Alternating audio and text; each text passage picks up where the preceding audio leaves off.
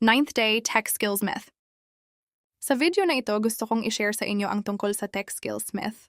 Maraming tao ang nag-iisip na kailangan mo maging tech-savvy para magtagumpay sa online business. Pero ang totoo, hindi mo kailangan maging expert sa technology para mag-succeed. Iniisip ng iba na komplikado ang technology. Pero ang katotohanan, kapag tama ang tools na ginagamit mo, mas pinapadali nito ang buhay. Isang tool na makakatulong, voice typing o speech-to-text. Imbes na mag-type ka ng mag-type, magsasalita ka lang, at ang phone o computer mo na ang magsusulat para sa'yo. Nakakatipid ito ng oras, nakakabawas ng stress, at mas napapabilis ang trabaho mo. Attract the right audience. Imbes na mag-message ka ng kung sino-sino, ang website mo na ang mag-a-attract ng mga taong interesado na sa topic mo.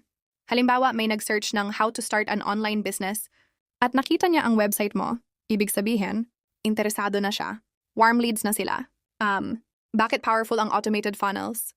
Gumagana 24/7 kahit natutulog ka, nakakatipid ng oras at effort, or automatic na nagbubuild ng trust, at consistent ang system, scalable ang income opportunity, hindi mo kailangang habulin ng customers.